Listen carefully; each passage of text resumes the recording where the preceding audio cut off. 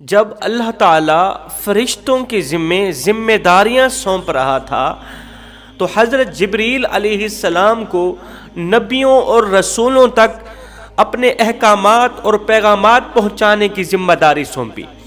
حضرت میکائیل علیہ السلام کو لوگوں تک بارش پہنچانے اور روزی پہنچانے کی ذمہ داری سونپی۔ حضرت اسرافیل علیہ السلام کو قیامت کے دن سور پھونکنے کی ذمہ داری سونپی، اور حضرت عزرائیل علیہ السلام کو انسانوں اور جانوروں کی روحیں نکالنے کی ذمہ داری سونپی۔ جب اللہ تعالیٰ نے حضرت عزرائیل علیہ السلام کو موت کے فرشتے کے طور پر مقرر کیا تو انہیں احساس ہوا، عزرائیل کو احساس ہوا کہ میں جب لوگوں کی روحیں نکالوں گا، جب ماؤں کی گودیں خالی کروں گا، جب بہنوں کا سہاگ چھینوں گا، جب عورتوں کو بیوہ کروں گا، جب بچوں کو یتیم کروں گا تو وہ تو مجھے گالیاں دیں گے، وہ تو مجھے برا بھلا کہیں گے۔ انہیں احساس ہونے لگا۔ ہوا بھی ویسے ہی۔ حضرت عزرائیل علیہ السلام جہاں کہیں جاتے، پہلے دور میں عزرائیل علیہ السلام انسانی روپ میں جایا کرتے تھے، روح نکالنے، انسانی شکل میں انسانوں کو مارنے کے لیے جایا کرتے تھے۔ آپ بغیر کسی دستک کے اور بغیر کسی اجازت کے گھر کے اندر داخل ہو جاتے۔ ایک دن ایسا ہوا، حضرت عزرائیل علیہ السلام ایک دن کسی ایسے نوجوان کی روح نکالنے گئے، کسی ایسے گھر گئے، وہ نوجوان 8 بہنوں کا ایک ہی بھائی تھا، اکلوتا بھائی تھا، ان تمام کا پیارا بھائی تھا۔ بغیر کسی اجازت کے ان کے گھر داخل ہو گئے، اس نوجوان کی روح نکال لی، 1 سیکنڈ کے اندر گھر کے اندر ماتم کی چٹائیاں بچھا دی۔ جب بہنوں نے نوجوان بھائی کو مرتے دیکھا تو ذمہ دار حضرت عزرائیل کو ٹھہرایا کہ یہی ہے ہمارے بھائی کو مارنے والا، یہی ہے ہمارے بھائی کی روح نکالنے والا۔ یہ بہنیں کہنے لگی، او ظالم، تیرے اندر رحم نام کی کوئی چیز نہیں ہے، تیرے اندر ترس نام کی کوئی چیز نہیں، تو ہم پہ رحم نہیں کرتا، ہماری آنکھوں کے سامنے ہمارے بھائی کو مار دیا، ہمارے بھائی کو مردہ کر دیا۔ تجھے پتہ نہیں ہے منتیں مان کر ہم نے اللہ سے بھائی لیا، ہم نے اللہ سے بیٹا لیا، ایک ہی تو ہمارا بھائی تھا، وہ بھی ہم سے جدا کر دیا۔ جب حضرت عزرائیل علیہ السلام اس نوجوان کی روح نکال کے اسے مارنے کے بعد ان کے گھر سے باہر نکلے تو گھر میں رہنے والی تمام عورتیں عزرائیل علیہ السلام کے پیچھے بھاگ پڑیں، عزرائیل علیہ السلام کو برا بھلا کہنے لگی، گالیاں دینے لگی کہ تو ظالم ہے، تیرے اندر رحم نام کی کوئی چیز نہیں ہے، اللہ تجھ پہ ناراض ہو جائے، اللہ تجھ پہ راضی نہ ہو، اس طرح کی باتیں کرنے لگی۔ تو حضرت عزرائیل علیہ السلام اللہ کی پاک بارگاہ میں حاضر ہوئے، حاضر خدمت ہوئے، دست ادب کو جوڑ کر عرض کی، یا باری تعالیٰ، فریاد کی، یا باری تعالیٰ، لوگ مجھے برا بھلا کہتے ہیں، لوگ کہتے ہیں تو ظالم ہے، تیرے اندر رحم نام کی کوئی چیز نہیں، ترس نام کی کوئی چیز نہیں، تو ظالم ہے۔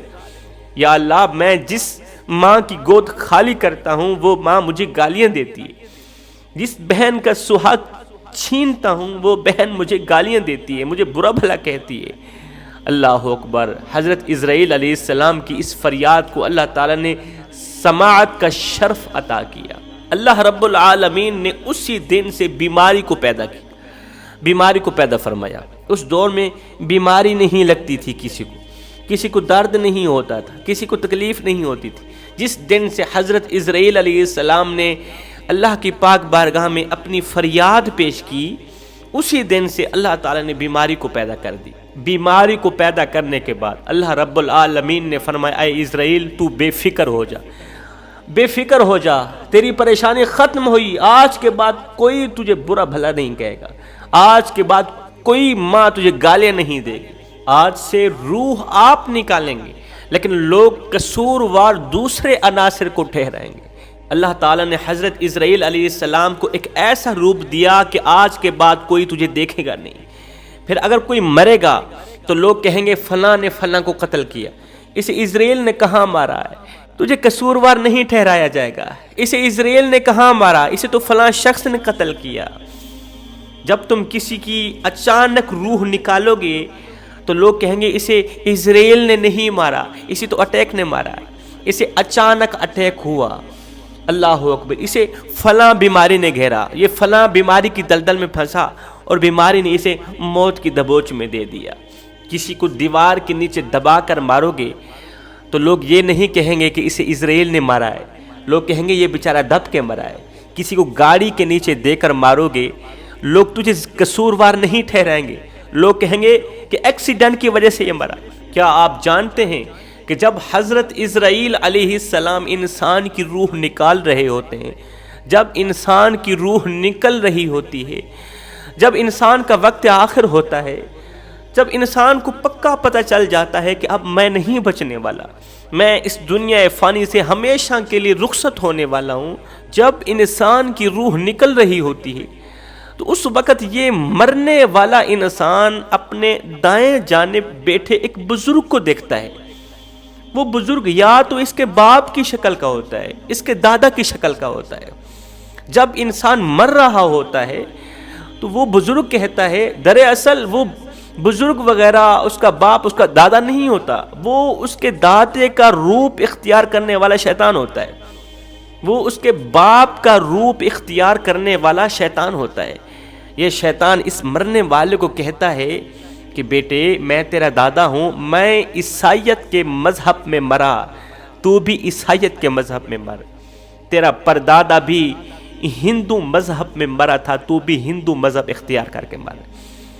بیٹا مسلمان بن کے نہ مرنا، مسلمان بن کے مرو گے تو مرنے کے بعد اپنے ماں باپ سے ہرگز نہیں جا ملو گے، کیونکہ تمہارے ماں باپ تو عیسائیت کے مذہب میں مرے تھے۔ اگر تم اپنے مرے ہوئے والدین سے ملنا چاہتے ہو، مرے ہوئے دادی دادے سے ملنا چاہتے ہو، عزیز و اقارب سے ملنا چاہتے ہو تو پھر ہندو دھرم قبول کرنا پڑے گا، پھر عیسائیت والا مذہب قبول کرنا پڑے گا۔ دیکھو ساری زندگی تم نے نماز نہیں پڑھی، نماز نہیں پڑھی، اگر مسلمان ہو کر مرو گے تو قیامت کے دن اللہ تعالیٰ تجھے پکڑ لے گا، تو نے نماز کیوں نہیں پڑھی؟ پھر کیا ہوگا؟ جہنم کے دروازے تیرے لیے کھول دیے جائیں گے، بے نمازی تو جہنم میں جائے گا۔ کہیں ایسا نہ ہو پھر مسلمانوں کا جو خدا ہے تجھے جہنم میں نہ ڈال دے، تو نے ساری زندگی نماز نہیں پڑھی، بے نمازی ہو کر مرا ہے، تو پھر عیسائیت کا مذہب قبول کر کے مر۔ اللہ اکبر، اے نوجوان نماز پڑھ اس سے پہلے کہ تیری نماز پڑھی جائے۔ اللہ جب ناراض ہوتا ہے روٹی بند نہیں کرتا، اللہ جب ناراض ہوتا ہے رزق بند نہیں کرتا، اللہ جب ناراض ہوتا ہے سورج کو حکم نہیں دیتا کہ فلاں شخص میرا نافرمان ہے، تیری کرنیں اس کے آنگن میں نہیں جانی چاہیے، نہ بندے نہ۔ اللہ جب ناراض ہوتا ہے تو سجدوں کی توفیق چھین لیتا ہے، اللہ جب ناراض ہوتا ہے تو یہ من اجڑ جاتا ہے۔ سید کو اتنا تو بتا دو، جس بندے کا یہ من بھی اجڑ جائے اس کے پلے رہتا ہی کیا ہے؟ اس کے پلے تو کچھ بھی نہیں رہتا۔ اگر اس نے دنیا میں نماز پڑھی ہوگی، اس نے زندگی میں اللہ کے ساتھ اپنا تعلق برقرار رکھا ہوگا، اس نے زندگی میں اللہ کے ساتھ صلح کر لی ہوگی، اگر زندگی میں اس نے اللہ اللہ کیا ہوگا تو موت کے وقت اسے اپنے دین کی پہچان ہوگی، موت کے وقت اسے اپنے اللہ کی پہچان ہوگی، موت کے وقت اسے شیطان کی اور انسان کی پہچان ہوگی کہ یہ شیطان ہے اور یہ انسان ہے، یہ جو بری نصیحتیں کرنے والا ہے یہ شیطان ہے۔ یہ پہچان کرنے والا کون سا شخص ہوگا؟ یہ وہ ہوگا جس نے زندگی میں عبادت کے ذریعے، قرآن کی تلاوت کے ذریعے، حق اور سچ کے ذریعے، دین کی ہمدردی کے ذریعے جس نے اللہ سے اپنا تعلق برقرار رکھا ہوگا، جو اللہ سے محبت کرتا ہوگا۔ اس لیے میں کہتا ہوں اللہ کے ساتھ صلح کر لو جوانو۔ میرے نبی نے فرمایا میں اللہ کا حبیب ہوں، پھر فرمایا جو جوان جوانی میں توبہ کرتا ہے وہ بھی اللہ کا حبیب بن جاتا ہے۔ او نہ اللہ کے حبیب بن جاؤ، او نہ اللہ کے دوست بن جاؤ۔